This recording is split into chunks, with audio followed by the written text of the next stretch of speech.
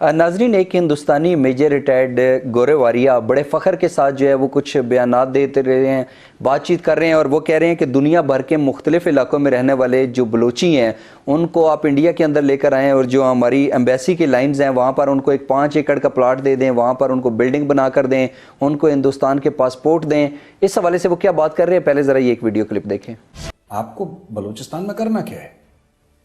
हम दोबारा वही चीज रिपीट करते हैं जो पुराने वीडियो में बोली थी। मैं 2 मिनट में समझाता हूं।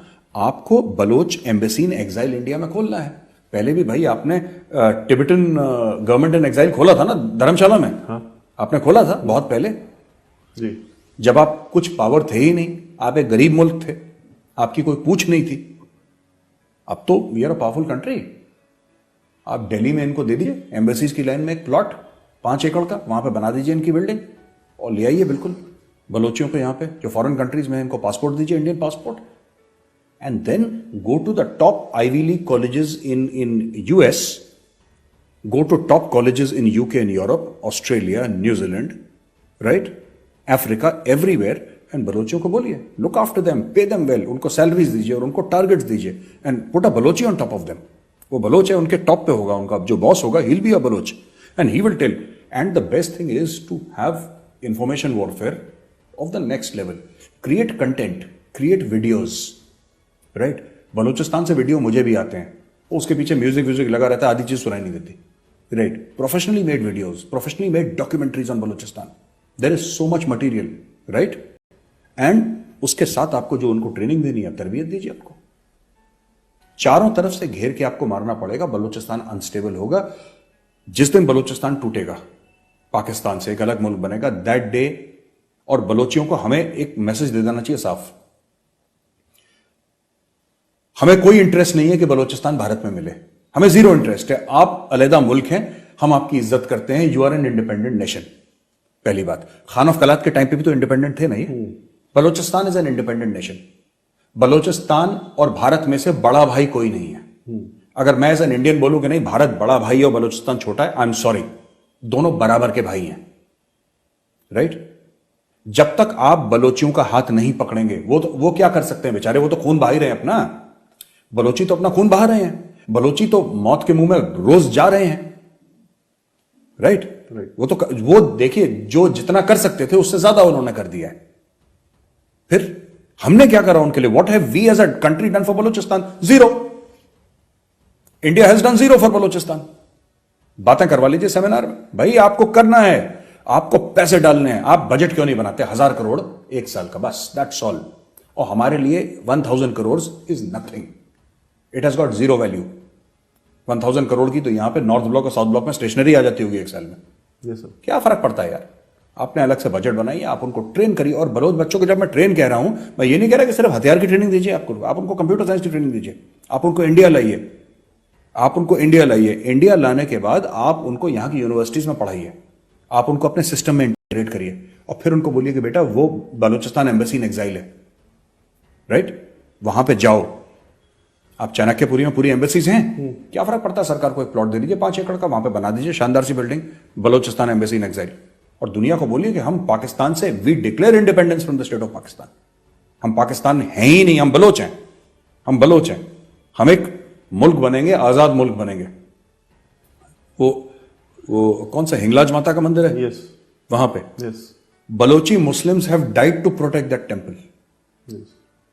M I right? Yes sir, they call it नानी का मंदिर। हाँ, वो हिंगलाज माता का जो मंदिर है, बलोची मुसलमान मर गए उस मंदिर को प्रोटेक्ट करने के लिए। They have given their lives and what are we doing for the Baloch? हमने क्या कर दिया? लेक्चर दे दिया हमने। मुदाखलत की बात करते हैं, ये क्लिप आपने भी देखा, तो इस पर आपका क्या रद्द अमल है? देखिए, पाकिस्तान के साथ तो एक दुश्मनी है, पाकिस्तान को तबाह बर्बाद करना चाहते हैं, ये उनकी कोशिश है। अगर भारत के अंदर मुसलमानों के साथ उनका सलूक बहुत भी अच्छा होता तो पाकिस्तान के साथ तो दुश्मनी फिर भी चली रही थी। सो इसका वो इशू नहीं है। इसमें 2 चीजें हैं नोट करने वाली। एक तो इनकी दीदा दलेरी जी, कि जो कुछ भी ये कर रहे हैं हमें पता है, हमारे लोग ये बात इतनी नहीं करते, लेकिन उनका हर फर्ज जो है वो बड़ा दलेरी से बरमला इजहार कर रहे हैं मीडिया के ऊपर। जी, 4-5 साल पहले मोदी ने 15 अगस्त को लाल किले की सीढ़ियों पे खड़े होकर ये कहा था कि जनाब अब तो बलूचिस्तान भी हमसे मदद मांग रहा जी, है, गिलगित यानी दूसरे बल्तिस्तान का लफ्जों भी में कहा उनकी था। मदद कर रहे हैं। जी आजाद कश्मीर वाले भी हमसे मदद मांग रहे हैं, गिलगित बल्तिस्तान भी मांग रहा है हमसे, लोग राब्ते में हैं, खत लिखते हैं। यानी उसने ये सारा एतराफ खुद किया। और फिर उनके वजीर दिफा ने भी ये बात की, और मुख्तलिफ सतह पे अजीत डोवल जो उनका नेशनल सिक्योरिटी एडवाइजर है, उसके लेक्चर्स, उसकी टॉक्स जो है वो हमें इंटरनेट पे भी मिल जाती हैं, मुख्तलिफ जगहों पे। उन्होंने कोई इसको छुपाया नहीं हुआ, वो बिल्कुल खुले बंदों ये बात करते हैं कि जनाब हम बलूचिस्तान में ये करेंगे। अब चीज ये है कि जहां वो बेवकूफ हैं, जहां वो हमाकत कर रहे हैं, जहां इस जोश में कि हम बड़े हैं, हमारी ताकत है, ये एक एरोगेंस उनके अंदर एक मौजूद है जिसकी वजह से ये फजूलियात बोलते हैं। लेकिन ये जितनी बातचीत है ये ठीक है, हमें बलूचिस्तान में ये दहशतगर्दी थोड़ी बहुत होती है, उसका हम कुछ ना कुछ हम तोड़ करेंगे।